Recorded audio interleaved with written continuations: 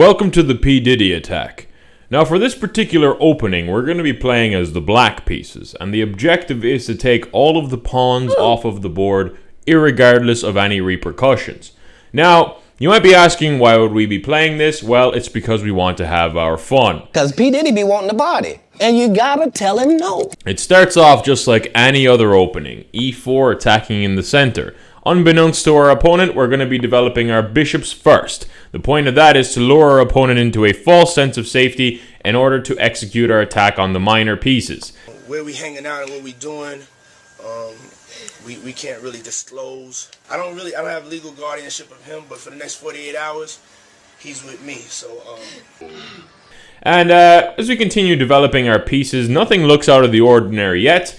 But once enough minors have been developed by our opponent, we can start executing our attack. After they castle, now we give up one of our pieces in order to take a pawn. Now, as I said before, we need to take every single pawn off the board, and so they'll take our pieces without realizing what's about to happen. Now we've given up 2 pieces for 2 pawns, but we do get to claim back a minor. Now after they attack our Bieber, we just simply take another pawn. We don't want to save any of our pieces. That's not very Diddy-like. After rook takes, we continue our attack on the minor pieces. After the knight comes to safety, here we take another pawn. And after king takes, it looks like we've run out of pawns that we can take. And for that reason, we need to start attacking minors once again. So we go after the bishop.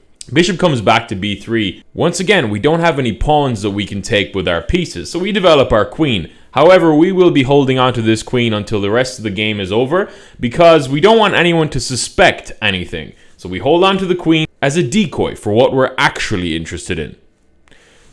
After pawn attacks our pawn, we happily take it, and at this point, we don't want to sacrifice our queen, and we don't have any pieces that can take any pawns. There are 3 pawns left on the board at this point in the game, so we must attack the minors as I said before. At this point, Bieber might be getting a little bit suspicious, and so instead of taking this very free pawn, which also comes with check, they might just bring their bishop back to defend, and still hold on to their 3 pawns. Now, we start edging. Now, edging is a very common strategy in chess, specifically if you're trying to execute an attack. Edging is used as a way of distracting your opponent. They'll take a step back and they'll say something like, hang on, why is he edging? We need to stop this guy, or should I let him continue? As you know, it's better to just let them continue, and best to attack the queen here, but as I said, we want to hold on to the queen for as long as possible, so we will move it to safety on f6. Look at this, now we can edge on this side and on this side, but as I covered in a previous video, when you're edging in chess, you often want to push one side first until the end,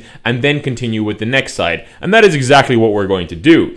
After the rook comes to d1, a very normal looking move, we continue our edging attack. After bishop comes to safety, attacking our rook on a8, we simply move it to safety. As I said, this rook is defending our edge. It's very important that we maintain this defense in case another attacker comes through. Yes, it does look like we're giving up another pawn, and given that you're playing the Diddy, your opponent might not be as interested in minor pawns and pieces as you are, and so they will not take. Instead, they'll try to execute a checkmate attack. After rook to e1, trying to set up some way of diverting this queen away from the defense of the e7 square and potentially giving a checkmate to you, you continue edging. Now, as I said, before you can edge on the other side of the board, you need to continue with your edge before there are no pawns left or nowhere for you to go. And at this point, your opponent might stop you by taking, and now you take back anyways, leaving yourself with just 2 pawns to take for the rest of the game.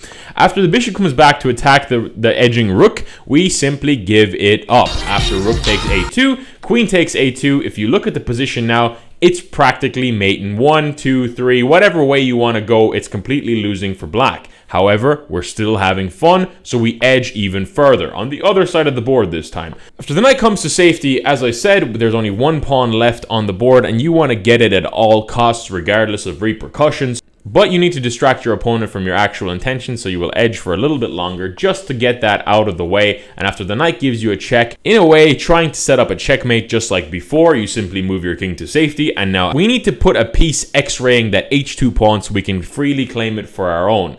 After the queen comes to a8, giving a check, attempting to pick up a rook, we simply move the king to safety, and we are not interested in this queen.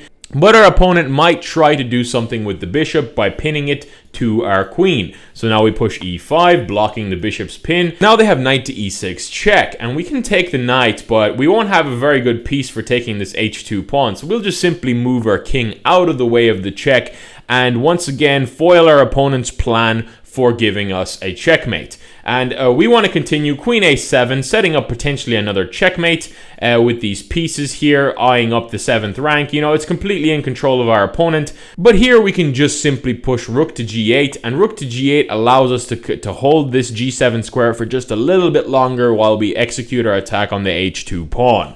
After the bishop gives us another check, we block with the f4 pawn, and now the knight can brilliantly sacrifice itself. However, we simply take it back. After bishop takes a check, we block once again. And now there's this very sneaky move, and it's bishop to d6. Bishop to d6 says, hey, you can take my bishop, but there's no way you're going to prevent me from taking this rook and then giving you checkmate on the next turn. In fact, your efforts are completely futile. And the point of this bishop to d6 move is to prevent the queen from covering g7 as well. Now, it might not make sense to anybody who knows how to play chess, but that's fine. We're playing the Diddy. So after you take the bishop, now you've got a clear eye on the h2 pawn. You might have all of these checks to worry about, but white can easily set up a checkmate attack with bishop takes g8 and then queen h7. So after they take, we're not interested in any of that. After they've done so, we take the final pawn off of the board, and after king takes, and now edging for one last time for old time's sake, we get checkmated. And that was the Diddy attack. You know, when I came up with this opening, my whole plan was to get every single pawn and minor piece off of the board, but it wasn't so simple, especially if your opponent has a brain. So I guess we have to settle for just the pawns, because you know, you can really emulate Diddy once you can control those pawns, and the minor pieces that you collect along the way are just another benefit to you. And although this looks like a checkmate, you're still okay to play another day. Thank you very much for watching, and I hope you have a great day.